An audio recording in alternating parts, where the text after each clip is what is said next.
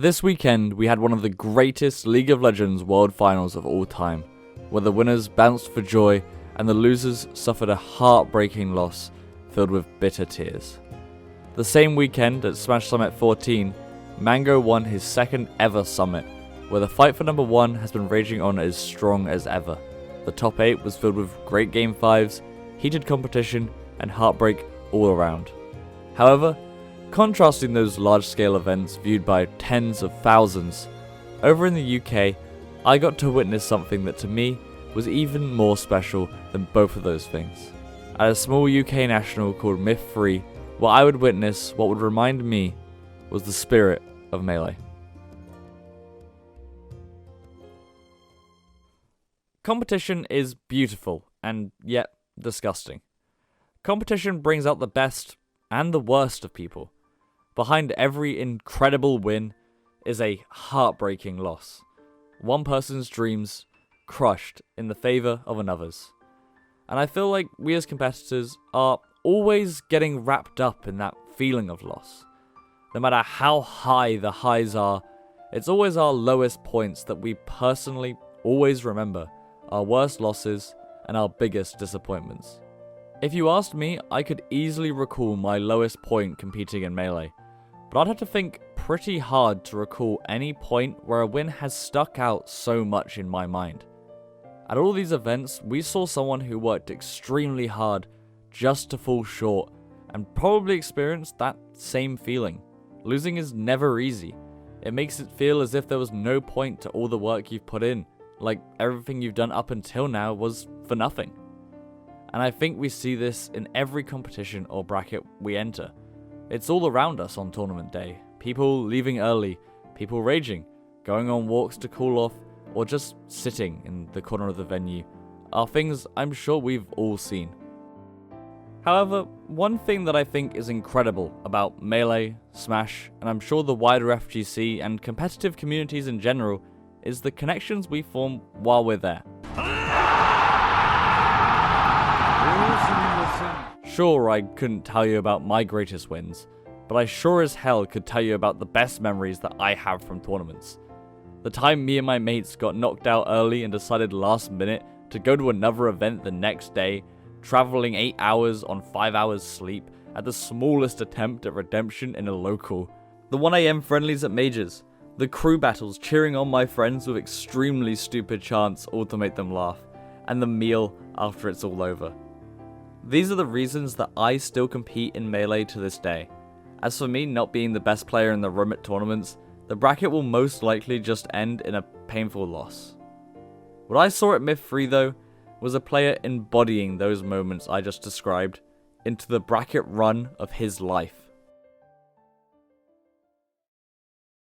So a little context, Myth 3, while nothing in scale compared to the 2 events I mentioned at the start, was an important and exciting event for the UK. It was a national event without the reigning number 1 Professor Pro, and a lot of international talent coming over in players like Kinso, Sharp, Abe and A-Star. We would see if the UK could defend itself from this Euro invasion. It was also the last event a major figure in the UK scene, ukmelee, would be hosting in his 6-year stint as a TO. Thank you by the way, Omid, you're the GOAT. Everyone was looking forward to this event, and boy did it deliver, with some wild upsets and some incredible sets. But I don't really want to talk about any of them. In fact, I just want to talk about one player. Abe. Abe entered Myth 3 as the 5th seed, and was by no means expected to win the event, with talents like Frenzy, Kinzo, Kingu and Sharp all seated above him. Abe won. Abe won through an insane losers run where he beat every single one of those players seated above him to win the event, in a truly incredible run that I'm sure he'll remember for a very, very long time. However, the image that sticks in my mind a week on from the event is Abe's image in the player camps. Every time I looked over, Abe was smiling, laughing, and having overall what looked like an incredible time. Whether he lost the game, whether he won it, that smile never seemed to fade. Watching Abe storm through top 8 with his friends, popping off harder for him than even he could himself, cheering dumb song lyrics that would make him visibly laugh in the middle of important games, reminded me of stuff that I would do during fun side events, but he was doing it in what would be the best run of his career. It felt like Abe could have lost at any moment, and while I'm sure he would have cared and probably been upset, it still looked like he would have had the time of his life up there. People love to talk about the hypest moments of competition. Mango's incredible run at Summit that defied all of the game's odds. Hungrybox's death-defying comeback at EVO 2016. Amsa's run at the Big House that literally brought me to tears are all moments that display the absolute peak of competition. But truthfully, that's something that only a small portion of competitors will ever really get to experience for themselves. Too often I see people get consumed by putting all of your self-worth into the game. But Abe's run at Myth 3, his mentality to embody the ability to try your best and play some of the best melee you've ever played, all while still being able to goof about and enjoy the moment with the people you've met through this dumbass party game, no matter the result, is something we could all use.